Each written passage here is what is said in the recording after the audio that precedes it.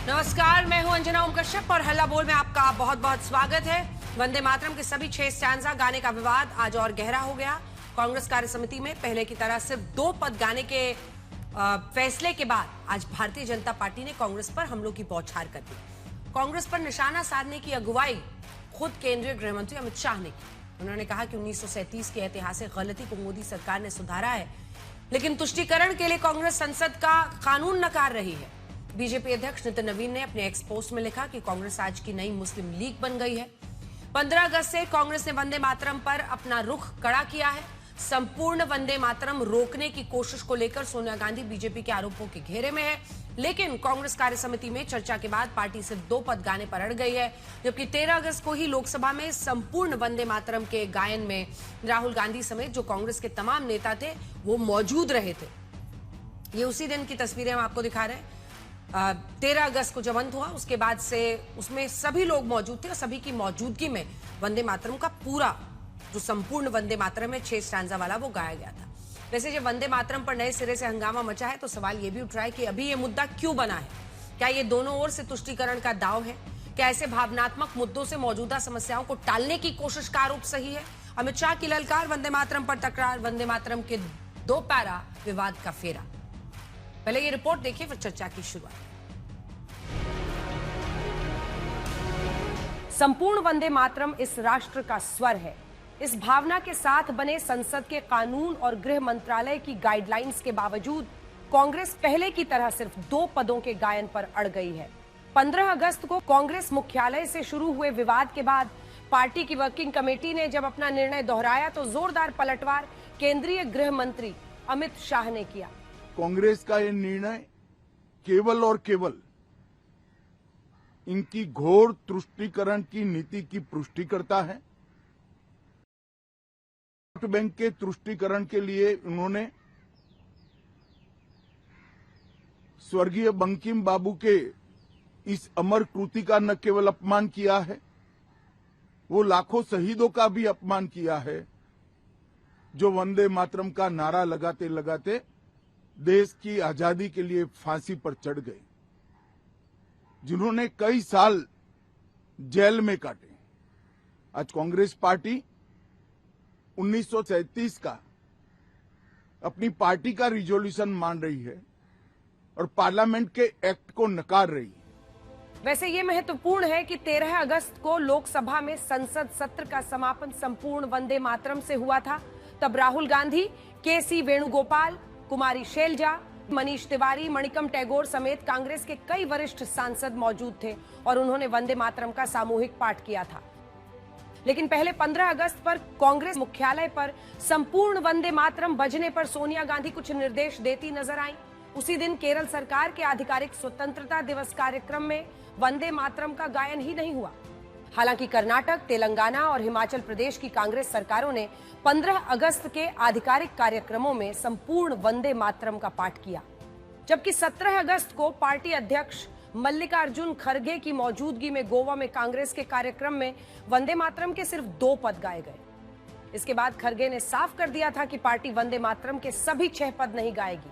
फिर CWC में बाकायदा चर्चा के बाद निर्णय सुनाया गया। 1937 का resolution Mahatma Gandhi ji, Pandit Jawaharlal Nehru ji, Rabindranath Tagore ji, Subhash Chandra Bose ji, this type of Sardar Patel ji, this type of topmost leadership of that point of time decided that whatever the decision they took, we will abide that decisions. We are very, very clear on that, that our Congress party workers will do that only. This is our decision.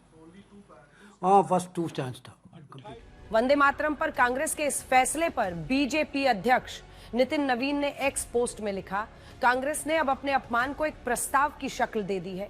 उसकी कार्यसमिति ने तय किया है कि कांग्रेस के मंचों पर वंदे मातरम के केवल पहले 2 छंद ही गाए जाएंगे। जब कुछ दिन पूर्व यही अपमान एक व्यक्ति के आचरण में उजागर हुआ था, तब कांग्रेस ने उसे संयोग बताकर टाल दिया था। आज वही अपमान कांग्रेस की नीति बन चुका है। कांग्रेस आज की नई मुस्लिम लीग बन गई है। बीजेपी सांसद निशिकांत दुबे का आरोप है कि राहुल गांधी जी जिन्ना के असली वारिस हैं। अब इस अटकलों पर विराम लगा दिया है कांग्रेस ने कि वो अब आज की नई मुस्लिम लीग हो गई है।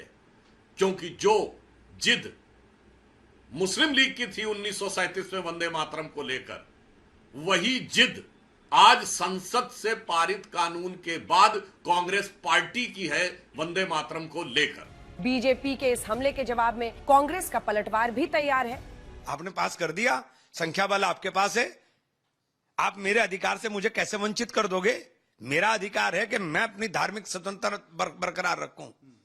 मैं अपने अधिकार का इस्तेमाल कर रहा हूं जो मुझे संविधान ने दिया है।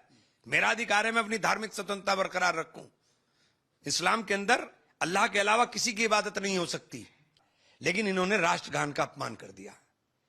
51 सेकंड का राष्ट्रगान, 312 सेकंड का राष्ट्रगीत इन्होंने पहले नंबर पर लाकर खड़ा कर दिया। इन्होंने राष्ट्रगान। कांग्रेस पार्टी और पूरा देश मानती है रविंद्रनाथ टैगोर जी को, महात्मा गांधी जी को, सुभाष चंद्र बोस जी को, जवाहरलाल नेहरू जी को, मौलाना आजाद जी को, आचार्य नरेंद्र देव जी को, पुरुषोत्तम टंडन जी को।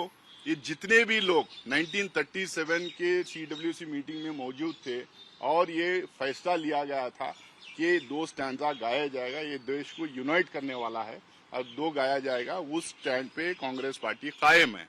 बयानबाजी हो रही है अमित शाह जी के द्वारा या किसी भी भारतीय जनता पार्टी के नेताओं के द्वारा, ये सिर्फ डाइवर्शनरी टैक्टिक्स है, ये सिर्फ ध्यान भटकाने के लिए ये सब कर रहे हैं। वंदे मातरम पर दोनों ओर से खिंची तलवारें बता रही हैं कि अभी इस पर सियासत लंबी चल सकती है। आज तक ब्यूरो। गौरव भाटिया जी हमारे साथ जुड़ रहे हैं, राष्ट्रीय प्रवक्ता भारतीय जनता पार्टी के। हमारे साथ अखिलेश प्रताप सिंह जी जुड़ रहे हैं जो कि प्रवक्ता है कांग्रेस पार्टी के। हमारे साथ अमीक जमई प्रवक्ता समाजवादी पार्टी के जुड़ रहे हैं और हमारे साथ अमितोष पारिक जो कि प्रवक्ता है VHP के, वो इस पर जुड़ रहे हैं। गौरव भाटिया जी, अब वंदे मातरम पर तो प्रतिक्रियाएं परसों तरसों भी आई थी, फिर उस पर बहस भी हुई।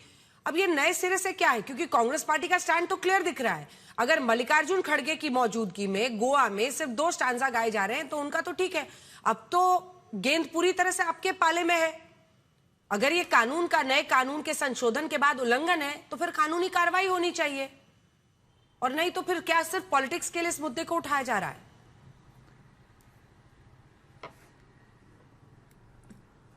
देखिए अंजना जी, सबसे पहले तो हमें यह समझना होगा कि ये कांग्रेस पार्टी पूरी तरह से जिन्ना कांग्रेस है, और जो जिन्ना की मानसिकता थी वही आज राहुल गांधी की मानसिकता है।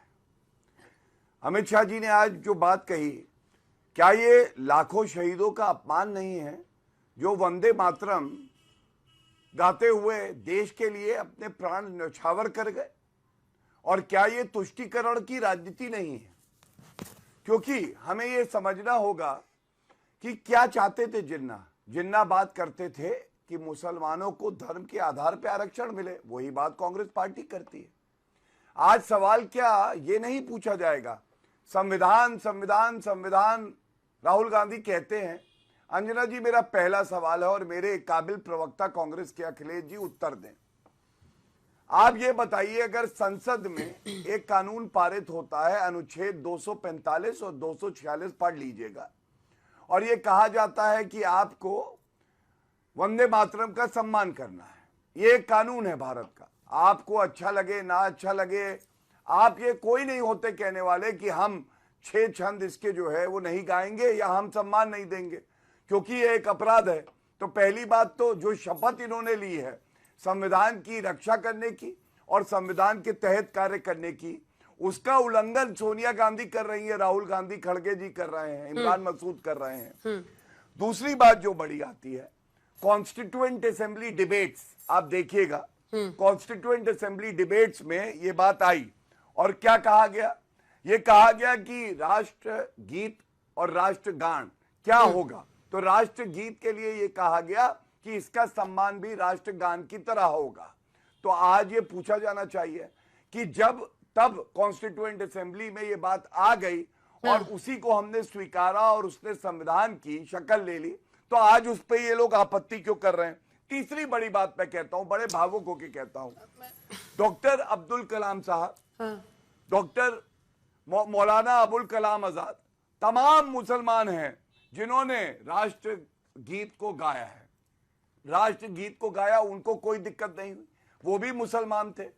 इसको धर्म से जोड़ के क्यों देखा जा रहा है और मुझे चिंता क्या है, मैं ये कह के अंत करूंगा। इमरान मसूद को मैं सुन रहा था, उन्होंने कहा अल्लाह के अलावा हम किसी की इबादत नहीं करते हैं।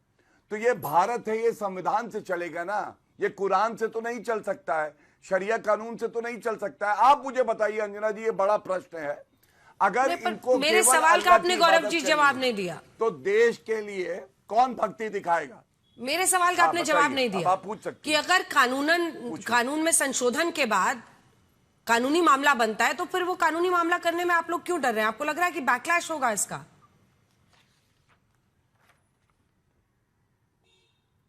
किस बात का बैकलैश होगा? अंजना जी, 15 अगस्त को आपने देखा था क्या हुआ था।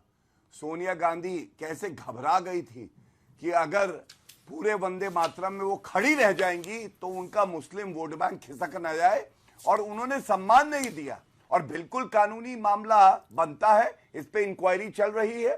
चाहे सोनिया गांधी हो चाहे राहुल गांधी हो, कानून से ऊपर, संविधान से ऊपर तो कोई भी नहीं है। ठीक है, और उन चलिए, पे अखिलेश कार्रवाई अगर हमारे पास सारे साक्ष्य आएंगे जरूर होगी, वो भी आम नागरिक है।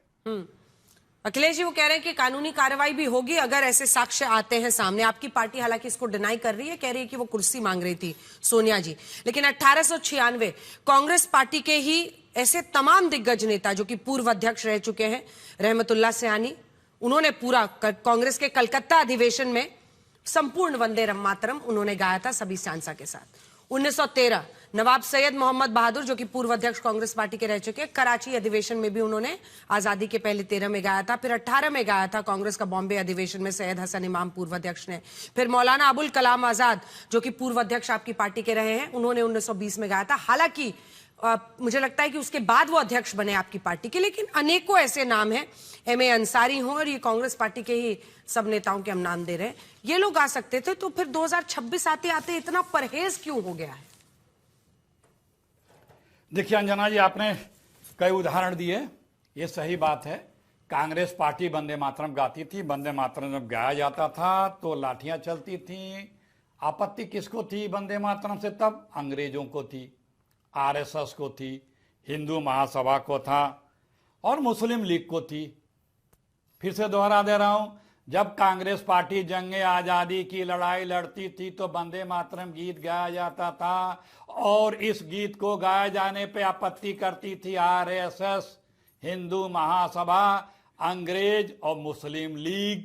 तब इस देश के लोग लाठियां खाते थे, वंदे मातरम गाने पे गोलियां खाते थे, फांसी के तख्ते चूम लेते थे। तब तो ये अंग्रेजों से यारी करते थे। और आज ये बड़े अपने आप को खैरखा बन रहे हैं। 1937 में इस वंदे मातरम के कितना गाया जाना चाहिए, इसके लिए बाकायदे हमारे गुरुदेव रविन्द्रनाथ टैगोर जी की अध्यक्षता में समिति ने सुझाव दिया कि कितना गाया जाना चाहिए, और उसको उस वर्किंग कमेटी में सुभाष चंद्र बोस जी, गोविंद वल्लभ पंत जी और नेहरू जी, पटेल साहब, आजाद साहब, ये पंत जी, गुरुदेव रविन्द्रनाथ टैगोर के इस सुझाव पे नेहरू जी के साथ इसको प्रस्ताव को पारित किया, कितना गाया जाना चाहिए।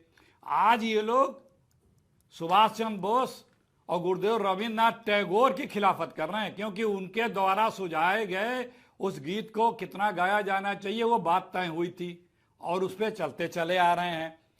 भैया पहले तो तुम एक दो काम कर लो, भाजपाइयों आरएसएस वालों, अगर इतना ही वंदे मातरम से प्यार है सच्चे में, तो पहले राष्ट्र से क्षमा मांग लो कि जब पूरा देश गाता था तो तुम लोग कहते थे नहीं गाना, जो अंग्रेजों के साथ थे। इसके लिए पहले राष्ट्र से क्षमा मांग लो कि तुम्हारे पुरखों ने इस वंदे मातरम का जब विरोध किया था, अंग्रेजों से यारी की थी, तो इसके लिए हमें क्षमा कर दिया जाए। और दूसरी बात, ये जो राष्ट्रीय सरेंडर संघ है, सुबह जो गाना अपना गाता है उसके जगह पे वंदे मातरम और जनगणमन गाना शुरू कर दो। आपने भी मेरा जवाब नहीं दिया अखिलेश जी, आपने भी मेरा जवाब नहीं दिया। पूरा जवाब दिया मैंने, क्या सुना? मैं ये मेरा सवाल ये फिर से पूछ रही हूँ, मेरा सवाल ये है कि जब पहले गाते थे बाद में परहेज क्यों हो गया? 1936 में जो आप बता रहे हैं कुछ स्टैंजा हटाए गए, 35 में कुछ स्टैंजा हटाए गए, वो सबको पता है कि 37 में हटाए गए। वो हटाएंगे, वो सबको अब पता है। लेकिन अब जब कानून सरकार बनाती है, जब कानून नया सरकार बना रही है, तो भाई इस देश में तो उस कानून को मानना होगा ना। अनेकों ऐसे कानून है जिसमें संशोधन हुआ। तो 2026 में, और सुनिए ना, पार्लियामेंट में जो आखिरी दिन था, उस दिन भी राहुल जी खड़े थे वहां पर, मणिकम टैगोर थे, सब थे, सबके सामने पूरा गाना गाया गया।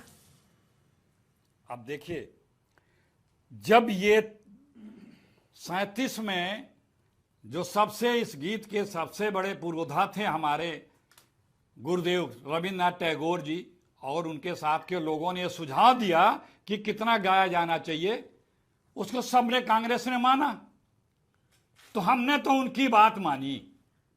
दूसरी बात, आप पहले खेद तो व्यक्त करिए, तब आपका माना जाएगा कि आप नेक नियति से हैं, क्षमा मांगिए राज से। तीसरी बात, यदि आपके पास ताकत है तो आप कोई भी कानून बना लें, तो ये तो नहीं चलेगा ना। लॉ ऑफ जस्टिस होता है, नेचुरल लॉ होता है। अंग्रेज भी तो काला कानून बनाते थे, कहा था काला कानून है, नहीं स्वीकारता था देश। ठीक है गौरव जी, एक जवाब दीजिए, फिर मैं अन्य मेहमानों के पास जाऊंगी। हाँ जी, देखिए, आज पहले बीजेपी को राष्ट्र से माफी मांगनी होगी कि जब जंगे आजादी के दौरान वंदे मातरम नहीं गाते थे, हमने बड़ी गलती की, हमें माफ कर दो देशवासियों। और शाखा में ये दोनों गाना गाएं, गीत और राष्ट्रगान। ठीक है, वही पूछ रहे हो अखिलेश जी। वो कह रहे हैं कि जंगे आजादी के वक्त यही गाना नहीं गाने के लिए पहले माफी मांगिए देश से। देखिए, सबसे पहले तो मैं नहीं जानता, इन्होंने हो सकता है इटली में जानकारी ली हो आरएसएस और भाजपा के बारे में। अगर सच्ची देशभक्ति किसी के कड़कड़ में है तो वो आरएसएस के और बीजेपी के कार्यकर्ताओं के ही है। और श्यामा प्रसाद मुखर्जी जी, हम सब जानते हैं किस तरह से उनको पंडित जवाहरलाल नेहरू ने अपने कैबिनेट में स्थान दिया। क्यों? इसीलिए दिया ना कि देशभक्त या जवाब। बीच में ना बोले, अंजना जी शांत करा, बीच में नहीं गुरु जी, शांत करा। देखिए अखिलेश बाबू, ओछी हरकतें ना करें, जिन्ना की आत्मा ना आ जाए इनमें। शांत हो जाइए, शांत हो जाइए, जिन्ना शांत हो जाए, जिन्ना शांत। अंजना जी शांत कराइए। देखिए, घटिया प्रवक्ताओं को फिर मैं कहूंगा मत बुलाया करिए, अच्छा नहीं। फिर देखिए, आप भी अपशब्द मत बोलिए, मैं उनको भी रिक्वेस्ट कर रही हूँ, बीच में मत बोलिए। आप हाथ उठाइए अखिलेश जी, फौरन आएंगे, तो जल्दी से अपनी बात बोल रहे हैं। मैं तो नहीं बोला था उनके बीच में, बोलिए।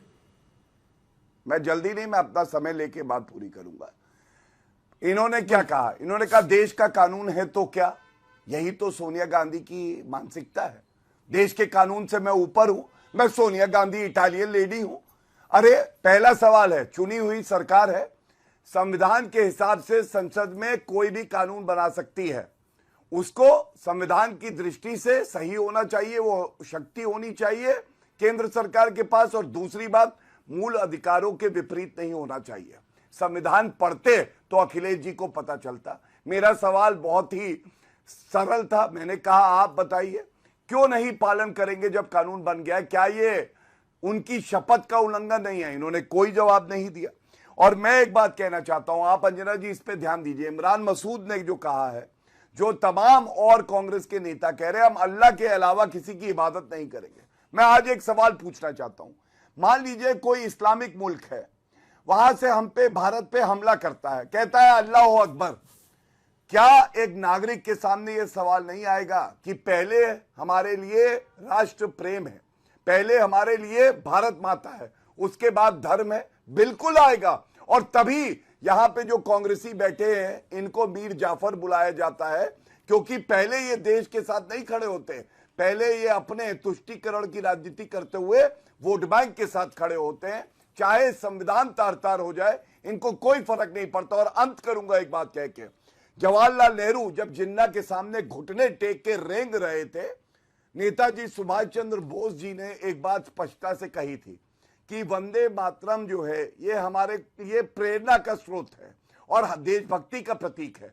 हमें वंदे मातरम पूरा गाना चाहिए और जो जिन्ना ने मांग करी है उसे ठुकराना चाहिए। लेकिन इतिहास गवाह है, जवाहरलाल नेहरू ने देश का बंटवारा तो कराई, साथ में तुष्टीकरण करते हुए वो जिन्ना के सामने रेंगने लगे। और उसी का परिणाम है कि भूल करी कांग्रेस पार्टी ने और उसका सुधार किया है नरेंद्र मोदी जी ने। और मैं अंत करूंगा एक बात कह के, अनुच्छेद 370 इनसे इनका स्टैंड पूछिए। टेम्पररी था, हटा नहीं पाए थे। सीएए का हम विरोध करेंगे, संसद में पारित कानून है, एनआरसी का हम विरोध करेंगे, आर्टिकल 44 यूसीसी की बात करता है, हम पालन नहीं करेंगे क्योंकि हमें मुसलमानों का वोट चाहिए। ये राजनीति जो संविधान के विपरीत जाके कर रहे हैं, राहुल गांधी को चाहिए पूरे देश से माफी मांगे और नेता प्रतिपक्ष के अखिलेश जी अब इसका जवाब दें। और आपको हिंदुओं का वोट चाहिए इसीलिए ये स्टैंजा आप ऐड कर रहे हैं गौरव जी, इसमें भी कोई गलती तो है नहीं कहने में, आपको भी हिंदुओं का वोट चाहिए इसलिए आप ये स्टैंजा ऐड कर रहे हैं। अच्छा इतना चलिए जोर इस पर, एक मिनट, हाँ मैं बताता हूँ। अशफाकुल्ला खान, एक मिनट, डॉक्टर अब्दुल कलाम, मौलाना अबुल कलाम आजाद, खान अब्दुल गफ्फार खान, ये लोग गाते थे, देशभक्त थे। अब आप मुझे बताइए हिंदुओं को वोट चाहिए मतलब सिख, ईसाई, आप सब पे आरोप लगा रही है कि वंदे मातरम सिर्फ हिंदुओं का राष्ट्रगीत है और किसी का नहीं। ठीक है, मुसलमानों को कोई आपत्ति नहीं है, लेकिन जिन्ना की जो औलादे हैं राहुल गांधी जैसी, उनको दिक्कत है। ठीक है अमित जी, हम आपसे इसके बाद पूछेंगे, लेकिन उससे पहले एक बार अखिलेश जी जवाब दे दें। अंजना जी बोलिए। अंजना जी जल्दी से। ये आदमी बोल रहा है जिन्ना की औलादे राहुल गांधी, और आप सुन रही हैं। मैं इतना नहीं गिर सकता, मैं तुम्हें कुछ नहीं कह सकता, तुम्हारे पिताजी मेरे भाई के समान थे। हाँ नहीं, जो आपने बोला था कुछ लिहाज नहीं, प्लीज कुछ लिहाज किया, सुन लो मेरे भाई, सुन लो, भाषा पे थोड़ा संयम रख लो, जिन शब्दों काम का आएगा आपने भविष्य इस्तेमाल में। किया वो भी हाँ सुन लो ना, सुन लो। जब कांग्रेस पार्टी सुन रहा हूँ 1905 से आगे बढ़ो तो वंदे बोलिए। मातरम और जनगण मन को अपने हर कार्यक्रम में गाती थी, तुम्हारे पुरखे तो आरएसएस और विश्व हिंदू क्यों परिषद दबाव आ तब गया जिन्ना मुस्लिम लीग के साथ विरोध करते जिन्ना जी है ना थे। तुम्हारे सुनते जाओ। ये जो अंग्रेजों की यारी करते थे ना, मुस्लिम लीग के साथ सरकार बनाने वाले वो श्यामा प्रसाद मुखर्जी, और कहते थे कि इसी देश पे अंग्रेजों मेरे माई बाप आका आप ही हैं इस देश में राज करने लायक, कांग्रेसियों को तो इस तरह पीटिए उस तरह मारिए, मैं आपके साथ हूं। यहाँ आके सिर्फ जिसका इतिहास इतना दागदार है, सिर्फ गद्दारी की जिसकी दास्तानें हैं, और जब पूरा देश जंग आजादी में वंदे मातरम गा रहा था और अंग्रेजों के चमचाई में ये खड़े होकर अंग्रेजों के साथ वंदे मातरम गाने वालों के खिलाफ लाठीचार्ज और गोली चलाने की बात करती थी, उसके लोग यहां बैठ करके आज बता रहे हैं वंदे मातरम गा लो। गवा दो ना आरएसएस को अपनी शाखाओं में, सुबह वंदे मातरम जनगण मन, अगर राष्ट्र प्रेमी है तो गा कर दिखा दें, तो गाते ही हैं हम, और ना गाएं तो तुम भी छोड़ दो अपनी पार्टी, पहले अपने आरएसएस में गवा के दिखा दो, भ्रम तुम्हें भी दूर हो जाएगा कि बीजेपी राष्ट्रभक्त पार्टी है, आपको भी भ्रम दूर हो जाएगा। तुम्हारी तरह मीर जाफर, अब सुन लो अंजना जी, आपको भी याद होगा कुछ ही दिन पहले मीर जाफर कहीं राज्यसभा में बाकायदे गाइडलाइन जारी की गई थी कि वंदे मातरम, जय हिंद, इस तरह का संबोधन नहीं किया जाएगा। इसी मोदी जी की सरकार ने अभी 8 ही 10 महीने पहले जारी किया था, गलत बोल रहे हैं। याद है ना? ये वो राज्यसभा की नोटिफिकेशन है, कब पढ़ दूं? चलिए parliamentary customs and etiquette para 3, मैं उत्तर दे देता हूं। the decorum and seriousness of the proceeding of house required the 3, there should be no thank you, जय हिंद, वंदे मातरम एंड others। ये आप ही की सरकार ने लाई थी अभी कुछ ही महीनों पहले। अच्छा, इसलिए नहीं गा रहे हैं आप लोग? वंदे इसलिए नहीं गा रहे हैं, इतना बात मान रहे हैं मोदी सरकार का, इसीलिए नहीं गा रहे हैं पाकिस्तान से। हम ये, अरे अंजना जी हमसे पूछ रहे क्यों? हम लोगों तो सैकड़ों साल से गा रहे हैं। अरे सर, नॉन इशू था ये तो तब विरोध, नॉन इशू था। अगर हिमाचल में गाया जा देखिए, सकता है तो तेलंगाना में गाया जा सकता है, तो हर जगह गाया जा सकता है कि नहीं? ये नॉन इशू बन जाता ना। रविन्द्रनाथ, आप सारे लोग रविन्द्रनाथ टैगोर के उस भावना को आप विरोध कर रहे हैं, सुभाष चंद्र बोस की भावना का विरोध कर रहे हैं।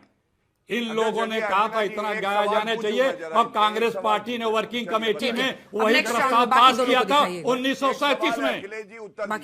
आज जो भी इसके बारे में विरोध कर रहा है वो सुभाष चंद्र बोस और रविन्द्रनाथ टैगोर की भावना का नॉन इशू है। अखिलेश जी, इतने सारे इश्यूज हैं जिस पर विपक्ष, गौरव जी थोड़ा सा रुक जाइए। सिर्फ मुद्दे से ध्यान भटकाने के लिए तो यही तो हम कह रहे हैं छात्रों कि के अगर मुद्दे अमित पे जी, ये सरकार के पास छात्रों का इतना बड़ा जवाब नहीं है, राम जन्मभूमि लूट में इनके पास कोई जवाब नहीं है, मुद्दा नहीं है, तो ध्यान भटकाने के लिए ये सारी चीजें लाई जा रही हैं। अच्छा, अब मैं मोदी सवाल जी, पूछ लूं अमित शाह अखिलेश जी का जी? सिर्फ एक एजेंडा अब मैं है। सवाल पूछ लूं? धन्यवाद। वो तो बोल ही रहे हैं। अमित जमई जी आपके बगल में ही बैठे हैं, आप लगातार बोलिएगा तो जमई जी को हम लोग सुन नहीं पाएंगे। मुझे बताया गया है कि आप लोग दोनों एक ही जगह एक ही स्टूडियो में बैठे हुए हैं। अमित जमई जी, नॉन इश्यू है ये, मतलब अगर आप देखिए तो ऐसे वक्त पर जब बहुत सारे मुद्दे हैं, अगर तेलंगाना में गाया जा सकता है तो केरल में भी गाया जा सकता है, लेकिन केरल में हम नहीं गाएंगे, हम गोवा में नहीं गाएंगे। हिमाचल में गाया गया है 6 स्टैंजा, वहां भी कांग्रेस की सरकार है। क्या आपको नहीं लगता है कि बेवजह की ऐसे, मतलब अंग्रेजी में कहावत है ना कि you have to pick your battles, कौन सी जंग आप लड़ना चाहते हैं, कौन सा वॉर। जब छात्रों का इतना बड़ा मुद्दा है, उसके पीछे आवाज बुलंद है, तो फिर ऐसे में इसको क्यों इशू बनाया? जब कानून में बदलाव हुआ है तो संविधान की बात करते हैं, उसको मानना भी तो पड़ेगा। आंजना जी, सच्चाई सिर्फ इतनी है कि राष्ट्रीय मुद्दों पे जिस तरह से एनडीए पूरी भारत की संसद में पूरे देश ने उनको देखा कि किस तरह से एनडीए की सरकार, भारतीय जनता पार्टी, चाहे देश में आर्थिक संकट हो, चाहे देश में बेरोजगारी का चरम मुद्दा हो, चाहे गरीबी का मुद्दा हो, महंगाई का मुद्दा हो, जिस तरह से मेरे नेता माननीय अखिलेश यादव ने भारत की संसद में इनको घेरा, छात्रों का पूरे देश में आज आक्रोश सड़कों पर है, भारतीय जनता पार्टी विचलित हो गई है। और आप जानती हैं जब दक्षिणपंथी पार्टियां विचलित होती हैं तो वो राष्ट्रवाद का आड़ लेती हैं। क्या भारतीय जनता पार्टी को राष्ट्रवाद पर चर्चा करने का अधिकार भी है? क्या यह बात सच नहीं है कि जनसंघ ने, भारतीय जनता पार्टी ने जिन्ना के परिवार से चंदा लिया? महाराष्ट्र का जो सम्मेलन था जनसंघ का, जिसमें अटल बिहारी साहब, मरहूम अटल बिहारी साहब से लेकर आडवाणी जी तक मौजूद थे। अरे जिन्ना से फंडिंग लेने वाले लोग, उनके प्रवक्ता यहां बैठे हैं, उसका जवाब दें कि जिन्ना से, नुस्लीवाडिया से, चर्च से इन्होंने चंदा क्यों लिया था? मुख्य मुद्दा सिर्फ इतना है कि हमारे देश में उस जमाने में चाहे सुभाष चंद्र बोस जी रहे हो, सरदार पटेल जी का बड़ा फोटो लगाते हैं ये लोग, बड़ा बड़ा फोटो पीछे पीछे लगाते हैं। ये उन्हीं बड़ों ने, हमारे फ्रीडम फाइटर्स ने तय किया था कि कौन सी ऐसी चीज है जो देश के हमारे बड़ी राष्ट्रीय एकता को एक करती है, और ये सरदार पटेल जी ने तय किया, सुभाष चंद्र बोस जी ने तय किया। अब अलग बात है कि सुभाष चंद्र बोस से बड़े बड़े क्रांतिकारी आजकल बैठे हुए हैं भारत की संसद में, उन्हें लग रहा है कि उन्होंने गलत कर दिया था, हम गलती सुधार लें। अरे आपको अगर वंदे मातरम से कोई भी लगाव था, समाजवादियों ने गाया, कम्युनिस्टों ने गाया, सभी ने वंदे मातरम की इज्जत की और उसको रिस्पेक्ट दिया। आरएसएस ने क्यों आज से आज तक उसको जरूरत पड़ी कि नमस्ते सदा वत्सले मातृभूमि पढ़ाएंगे? वंदे मातरम आरएसएस ने क्यों नहीं पढ़ा? पहला चार्ज मेरे ऊपर यह है कि फाउंडेशन से लेकर आपने नमस्ते सदा वत्सले संगी साथी पढ़ते रहे, वंदे मातरम नहीं पढ़ा। अब आज सरदार पटेल जी से एक बड़े नेता हमारे देश में हो गए हैं, उन्हें लगता है कि राष्ट्रीय गलती कर दी थी पटेल जी ने। सुभाष चंद्र बोस ने बहुत बड़ी गलती कर दी थी कि उन्होंने यह तय कर लिया कि ये 4 छंद नहीं होने चाहिए। अरे राष्ट्रीय एकता, देश प्रेम, इंटीग्रेशन, फ्रीडम स्ट्रगल, इससे क्या ताल्लुक है? क्या यह बात सही नहीं है कि नाना साहब पेशवा के सबसे बड़े कमांडर, 1857 क्रांति के सबसे बड़े रणनीतिकार अजीमुल्लाह खान ने ये नारा दिया था, मादरे वतन हिंदुस्तान जिंदाबाद। और इस नारे ने, अंजना जी, इस नारे ने ब्रिटिश राज की चूल्हे हिला दी थी, चूल्हे हिला दी थी। आरएसएस ने वंदे मातरम इसलिए एक्सेप्ट नहीं किया क्योंकि ये क्रांतिकारियों का गीत था, ये अंग्रेजों के खिलाफ एक आह्वान था। न आरएसएस ने, न हिंदू महासभा ने, न जनसंघ ने, न भारतीय जनता पार्टी ने। आज आप नारा लगा रहे हो, वंदे मातरम कर रहे हो, विरोध करने वाले आप लोग थे। RSS never accepted Vande Mataram. हम अमितोष जी, अमितोष जी, मादरे वतन हिंदुस्तान जिंदाबाद। ठीक है, क्यों नहीं एक्सेप्ट किया ये पूरे देश को बताओ। अंजना जी, इनका हो जाए फिर मैं जवाब देता हूँ। बोलिए, जवाब दीजिए। और सवाल यही है कि क्या मतलब आज हम देख रहे हैं जेनजी का मुद्दा है, स्कूल्स का मुद्दा है, क्या डाइवर्जन करने के लिए सब किया जा रहा है? धन्यवाद अंजना जी। मेरे सामने 2 प्रवक्ता बैठे हैं। कुछ दिनों पहले ये दोनों प्रवक्ता कांग्रेस और समाजवादी पार्टी के इमरान मसूद और एक एमएलए आपस में लड़ते हुए दिखे थे, लेकिन देश के विरुद्ध आज एक खड़े होते हुए दिखे हमारे को। ये अलग इनकी अपनी पहचान है।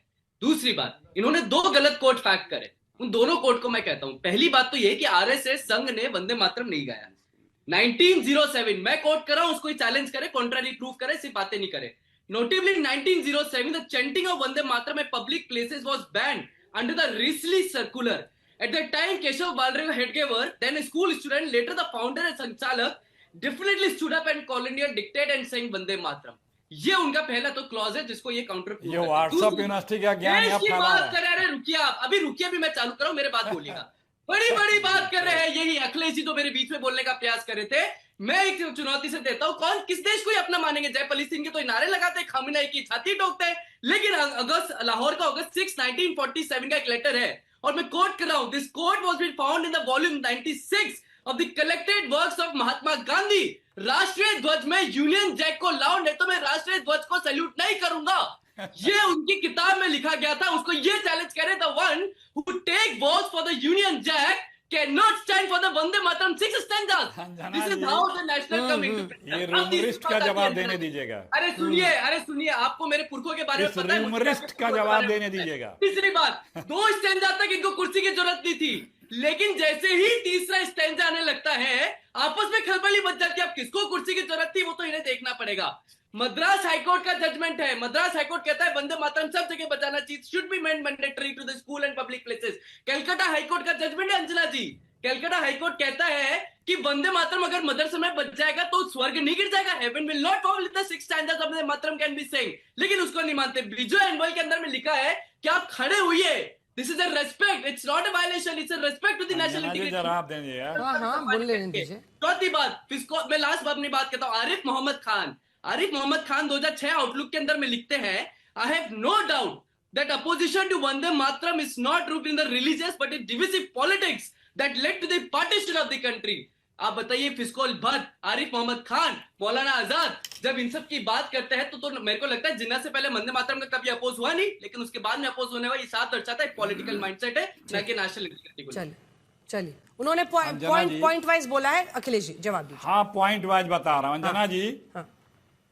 राम जन्मभूमि का पैसा खाने वाली, चंदा खाने वाली, चढ़ावा खाने वाली, जमीन का चोरी करने वाली, ये विश्व हिंदू परिषद का अफवाह फैलाने वाले व्यक्ति को ये संभवतः ज्ञान होगा कि इसी तिरंगे का विरोध गोलवर्कर ने किया, सबने किया, सावरकर ने किया। तो अपने बीच में नहीं, इसका म्यूट कर दो, इस BHP को, इसको म्यूट कर दो, थोड़ा इसको समझा दूं मैं। इसी पार्टी ने 52 साल तक अपने कार्यालय में तिरंगा नहीं फहराया, संविधान को नहीं स्वीकारा, अभी भी कहते हैं बदल दूंगा, उसके प्रतियां जलाई, सब कुछ किया। अरे इतने लगा हुआ तो शाखा में पढ़ो ना, पढ़ लो, है हैसियत कि हाँ शाखा में पढ़ा जाएगा, सुबह शाखा में गाया जाएगा, उस कोर्ट में फैसला हुआ है। अरे तो तुम अपने शाखा में गा के सुना दो वंदे मातरम और जनगण मन, चलो देखते हैं कितने राष्ट्रभक्त हो। अभी भाग लोगे, निकल लोगे तुरंत। अभी आपकी आवाज नहीं जा रही है, थोड़ा रुक जाइए अमितोष जी। अखिलेश जी पूरा बोल रहे हैं, जिसका उसके बाद आप इतिहास रहा है अंग्रेजों से यारी का, वो आए हैं दूसरों का देश को समझाने की कौन सच्चा है और कौन गलत है। पूरा अतीत जिसका दागदार रहा हो, इस देश के खिलाफ रहा हो, वो यहाँ ज्ञान बगाड़ने आते हैं। अखिलेश जी एक सिंपल सा सवाल पूछ रही हूँ, उसका जवाब दीजिएगा। क्या सुक्खू साहब ने या रेवंत रेड्डी ने गलत किया 6 स्टैंजा गाकर? देखिए अंजना जी, संसद से भी बहुत से बिल पास होते हैं, फिर भी सुप्रीम कोर्ट जाते हैं। आप पहले, आपका इंटेंशन क्या है, आप चाहते क्या है, प्राप्त क्या होने वाला है, नुकसान क्या करने वाले हैं, हर चीज का मूल्यांकन होता है। और क्यों आप कर रहे हैं? आपका अतीत भरा पड़ा है कि आपने इसका विरोध किया था, और आज इस बात को ला रहे हैं, इसका मतलब ध्यान हटाना चाहते हैं। ये तो मैं समझ गई कि आप हटाना चाहते हैं पार्टी की नजर में, कांग्रेस पार्टी की नजर में जो किया गया है वो गलत है, मैं समझ रही हूँ। मेरा सवाल कुछ और था, क्या सुखविंदर सिंह सुक्खू ने और रेवंत रेड्डी ने गलत किया 6 स्टैंजा गाकर? अब जवाब दे रहा हूं। बोला 17 तारीख की कांग्रेस की वर्किंग कमेटी के निर्णय के बाद सारी स्थितियां क्लियर हो गई कि कांग्रेस पार्टी का स्टैंड क्लियर हो गया। वही कांग्रेस पार्टी का स्टैंड है जो 1937 में था, जिसको रविन्द्रनाथ टैगोर, गुरुदेव ने, सुभाष चंद्र बोस ने सरदार पटेल ने, नेहरू ने, गांधी ने बैठ करके पास किया था कि कितना वंदे मातरम गाया जाएगा। वही उस समय का जो रिजोल्यूशन CWC का था उसी को 17 को दोहराया गया। यही अब फाइनल कांग्रेस का स्टैंड है। ठीक है, एक छोटा सा जवाब अमितोष जी दे दें, फिर गौरव जी आपके पास आ रही हूँ। अमितोष जी, वो कह रहे हैं कि जिन्होंने भगवान राम को नहीं छोड़ा वो सीधा हमला कर रहे हैं, वो क्या देशभक्ति पर पाठ सिखाएंगे? बिल्कुल बिल्कुल बिल्कुल। क्या है, इनकी एक आदत है, जब इनका जवाब नहीं होता तब ये राम की बात करने लग जाएंगे, और जब इनको किसी और की बात चुनाव आएंगे तब इनको राम दिखने लग जाएंगे, राम भक्त बच जाएंगे। मुझे उन लोगों का जवाब नहीं देना तो 2007 को एफिडेविट लेके जाते हैं, या जो कोर्ट के अंदर में कहते हैं कि चुनाव आ रहे हैं। अंजना जी पहली बार है अगर ये बीच में बोलेंगे तो फिर मैं कैसे लाल किले से राम, आप चुप रहिए, आप चुप रहिए, मैं आपके बीच में नहीं बोला। अंजना जी, मैं मेरा पॉइंट रखूंगा। ये अगर इनको बारी बारी से अखिलेश जी रुक जाइए। अखिलेश जी, अब फिर देखिए, अब आप बीच में बोलने लगे, बारी बारी से जल्दी पूरा कीजिए अमितोष जी, मुझे गौरव जी के पास जाना है। हाँ, धन्यवाद अंजना जी। तो मुझे लगता है कि जो पार्टी राम को अपना मिथ्या मानती है वो आज देश के अंदर में राम विरोधी की बात ही करेगी और राम के साथ खड़े होने का प्रयास करेगी, लेकिन देश जानता है। पहली बात। दूसरी बात, मैं आपको आरिफ मोहम्मद खान का मैंने आपको बताया, उसी के साथ फिस्कोल बात एजुकेशनलिस्ट हुए थे जवाहर नेहरू की सरकार में, उन्होंने भी वंदे मातरम को सपोर्ट करा था। और नेहरू जी जिन्ना को लिखते हैं एक लेटर के अंदर में, सुनिए, जिन्ना को लिख रहे हैं, the Vande Mataram song was never considered as having any religious significance. ये तो नेहरू जी लिख रहे हैं। मुझे बताइए, सदन के पारित हुआ बिल या इनके रिजोल्यूशन किसको ऊपर रखेंगे? पारित कानून होता है ना कि रिजोल्यूशन में। रिजोल्यूशन तो इनका बांग्लादेश के खिलाफ था, रिजोल्यूशन तो गौरव जी, मैं चाहती हूँ कि अमीक जमई ने जो कहा वहां पर इस बहस को ले जाया जाए। वो ये कह रहे हैं कि जो दक्षिणपंथी जो राइट विंगर पार्टीज होती हैं, जब भी वो असल मुद्दों पर फंसती हैं तो राष्ट्रवाद से जुड़े मुद्दों को वो उठाकर उसकी आड़ में पूरे नैरेटिव को बदलने की कोशिश करती हैं।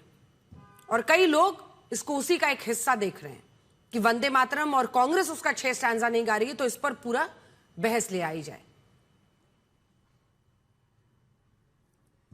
अंजना जी, कोई मुद्दा अगर उठाया जाता है तो उसको उसकी गुणवत्ता पे या वो संवैधानिक है, इसको देख के तय करना चाहिए सही है या नहीं। पहले मैं कांग्रेस के प्रवक्ता की बात का उत्तर देता हूं। आज चर्चा का विषय है वंदे मातरम, 6 छंद गाया जाना। कांग्रेस के प्रवक्ता की हालत इतनी खराब है, उनको ये भी नहीं पता उत्तर क्या दें। देखिए, संविधान की मैंने बात करी, जब संविधान में कानून बन गया, संसद में पारित हो गया, तो क्यों नहीं गाएंगे? कोई उत्तर नहीं दिया। बल्कि उनसे भूल क्या हुई, उन्होंने कहा कानून बनता है, सुप्रीम कोर्ट जाता है, फिर हमें देखना होता है अच्छा है कि बुरा है। बिल्कुल गलत। कानून बनता है, जिस दिन कानून नोटिफाई हो जाता है, देश के हर नागरिक का ये कर्तव्य है उसका पालन हो। सुप्रीम कोर्ट वैसे तो स्टे करता नहीं है, अगर कानून स्टे नहीं हुआ तो उसका पालन करना हमारा कर्तव्य है। दूसरी बात इन्होंने कही गद्दारी। गद्दारी तो वो होती है जो जाकिर नायक से घूस ले, चीन से MOU करे लेकिन सार्वजनिक ना करे। गद्दारी तो ये होती है कि डोकलाम हो रहा हो, देश की सेना लड़ रही हो और राहुल गांधी जो है एम्बेसडर के साथ बैठ के हक्का नूडल खा रहे हो चीन के, तो ये गद्दारी होती है। तीसरी बात, प्रियंका गांधी फिलिस्तीन का नाम बैग में लिख के आ सकती हैं, लेकिन अपने देश में जो कानून है वंदे मातरम गाने में उनको दिक्कत है। अब आप मुझे बताइए, इनकी निष्ठा कहां पे है? क्या ये पूछा नहीं जाएगा? और समाजवादी पार्टी पे आ जाते हैं। कौन सी पार्टी? आप देखिए, 2022 के चुनाव थे, अखिलेश यादव ने क्या बयान दिया था? अखिलेश यादव ने जिन्ना से तुलना करी थी सरदार पटेल जी की। सरदार पटेल कहां? हमारे आदर्श, और जिन्ना से तुलना कर दी क्योंकि मुसलमान वोट चाहिए। दूसरी बात, क्या ये सत्य नहीं है? आजम खान ने कहा भारत माता डायन है। अब आप बताइए, बीच में ना बोले अंजना जी, दिस इज रॉन्ग। मैं समझता हूं करोड़ों दर्शक देखते हैं, किसी को ये अच्छा नहीं लगता। इनको चुप कराइए अंजना जी, दिस इज नॉट। अमीक जी पूरा करने दीजिए, इसीलिए अमीक जमाई जी पूरा करने दीजिए, बीच में चिल्ला के फायदा नहीं होगा। हाँ, जल्दी पूरा कीजिए ना गौरव जी। हाँ, अब हाँ, धन्यवाद। आजम खान कहते हैं भारत माता डायन है। आजम खान का ही है कि हम कट जाएंगे, बंदूक की नाल पर भी नहीं गाएंगे। क्यों? अगर देश का कानून है तो गाना पड़ेगा। तीसरी बात, ये वो पार्टी है जो देश में कहती है मुस्लिम इलाके हैं, हिंदू इलाके हैं, और हिंदू मुस्लिम इलाके में नहीं जाएंगे। तो देश को बांटता कौन है? ये समाजवादी पार्टी जो असली में जिन्ना की वंशज है और बांटता है। तो हम जोड़ने का काम करते हैं जब हम कहते हैं अनुच्छेद 370 को हमने हटा दिया, जब हम कहते हैं वंदे मातरम के 6 छंद गाए जाएंगे, क्योंकि नेताजी सुभाष चंद्र बोस जी भी यही कहते थे और महात्मा गांधी भी यही कहते थे। दिक्कत केवल उनको है जिनको ये लगता है कि मुसलमान जो वोट बैंक है इनका, वो कहीं खिसक ना जाए। मैं समझता हूं जो मुसलमान भारतीय है उसको पूरे 6 छंद गाने में और खड़े होकर सम्मान दिखाने में कोई दिक्कत नहीं आएगी। ठीक है। इटालियन सोनिया गांधी को जरूर दिक्कत आती है। ठीक है, मुझे नहीं पता उन्होंने ज्यादा हमला किस पर किया है, आप ही पर किया। अखिलेश जी बोल लीजिए, फिर मैं अमित जी के पास जाऊंगी। हाँ। जल्दी, ये बार बार मुसलमान मुसलमान करते हैं, बताते हैं। अरे भैया, 3 राज्यों में जंग आजादी के समय अंग्रेजों के साथ मिलकर तुम लोग सरकार बनाए थे। अपने पुरखों की क्यों आप शब्द निकाल रहे हो अपने पुरखों के खिलाफ? 3 राज्यों में जिनके गौरव जी पूरा करने दीजिए उनको, अब आप बीच में बोल रहे हैं। आपके पहले राष्ट्रीय अध्यक्ष जो थे हिंदू महासभा के, उन्होंने जनसंघ के, उन्होंने अंग्रेजों के साथ मुस्लिम लीग के साथ मिलकर सरकार बनाई थी ना 3 राज्यों में, और अंग्रेजों की चमचाई के लिए बनाई थी। अब फ्रीडम फाइटरों के खिलाफ बनाई थी, सुभाष बाबू के खिलाफ बनाई थी। उसमें भर्ती मत हो, तुम लोग अंग्रेजों की सेना में भर्ती हो। अंग्रेज बड़े अच्छे हैं, यही मेरे आका है, मेरे माई बाप हैं, इनकी सेवा करो। और फ्रीडम फाइटरों के खिलाफ लाठियां बरसाओ, भूल गए? अरे भाई, मेरे भाई, ये बताओ, अरे संविधान से चलेगा या शरिया कानून से चलेगा? सुनते तो जाओ। संविधान से ही चल रहा है, उसी संविधान से चलते में एक मंत्री का इस्तीफा हुआ है, उसी संविधान से चल रहा है, संविधान से ही चलेगा। बाबा साहब के संविधान को बदलने की लाख कोशिश कर लो, बदल नहीं पाओगे इस संविधान को। अब तुम लोग खुद बदलने वाले हो। ठीक है कि गलत? इन लोगों की खुद ही छुट्टी अब होने वाली है। ये बौखला गए हैं नौजवानों के मुद्दों से ध्यान भटकाने के लिए, यहाँ वहाँ के मुद्दे ला रहे हो। नौजवान समझ रहा है इस बात को। नौजवान को न बेहतर सुरक्षा दोगे, न बेहतर शिक्षा दोगे, न बेहतर परीक्षा दोगे। हर शिक्षण संस्थानों में RSS वालों को बिठा करके, भैया PCR वाले क्यों दोनों लोगों को चला रहे हो? हमारी बात होने दो। वो बीजेपी वाला बोलेगा तो जरूर तुम सुनाओगे, दूसरा बोलेगा तो PCR वाला खामोश हो जाएगा। PCR वाले से भी डायरेक्ट लाइन खोल दी है। नहीं तो क्यों मेरी बात नहीं आने देगा? क्यों नहीं करूंगा? जो भी मुझे इंटरप्ट करेगा हम उसे शिकायत करेंगे। जो मेरी बारी है, मेरी बारी में जो भी इंटरप्ट करेगा मुझे शिकायत होगी, और शिकायत होगी तो शिकायत करूंगा। ये मेरा धर्म है। मैं वही कह रहा हूँ, नौजवानों की परीक्षा चोरी करा लोगे, RSS वालों को बैठा लोगे, प्राइवेट एजेंसी बना लोगे NTA, उनकी परीक्षा लूट लोगे, उनको पेपर लीक कर दोगे, अपने सारे लोगों को बिठा दोगे, अपने ही लोगों को पास कराओगे, अपने लोगों का सिलेक्शन करोगे, अपने लोगों की शिक्षण संस्थानों में नियुक्ति करोगे। उन नौजवानों ने तुमको पहचान लिया है, खूब ठीक से पहचान लिया है। 70 साल तुम लोगों का इस देश की राजनीति में अब खाता नहीं खुलना है। राम को, ठीक है, आप गौरव जी जवाब दीजिए। फिर बोल रहा हूँ, हर घर में राम भक्त हैं, हर घर में विद्यार्थी हैं। दोनों को बीजेपी, मोदी, अमित शाह ने लूटा है। विद्यार्थियों को भी लूटा है, राम भक्तों को भी लूटा है, और दोनों आपको छोड़ने वाले नहीं है, याद रख लेना। अब गौरव जी जवाब दीजिए। चलिए, हाँ, देखिए, मैं संविधान में 3री अनुसूची है, ये जो शपथ हर सांसद लेता है और मंत्री भी लेता है, मैं एक लाइन पढ़ता हूं। मैं फलाना फलाना ईश्वर की शपथ लेता हूं कि मैं विधि द्वारा स्थापित भारत के संविधान के प्रति सच्ची श्रद्धा और निष्ठा रखूंगा। ये शपथ सोनिया गांधी ने भी ली है, ये शपथ खड़गे जी ने भी ली है, राहुल गांधी ने भी ली है, इमरान मसूद ने भी ली है। 245 अनुच्छेद है, कहता है जो देश का कानून होगा उसका पालन करना पड़ेगा, या सर्वोच्च न्यायालय उसे निरस्त कर दे। मेरा सवाल बहुत ही सरल है, KG का बच्चा भी बता सकता है, लेकिन अखिलेश जी को सोचिए किस तरह से KG का बच्चा जो उत्तर दे सकता है ये नहीं दे पा रहे। अगर आज ये देश का कानून है, कैसे किसी की हिम्मत पड़ती है कहने की कि हम इसको नहीं गाएंगे, या हम 6 छंद जो हैं उसमें खड़े नहीं होंगे। 3 साल की सजा है, फाइन है।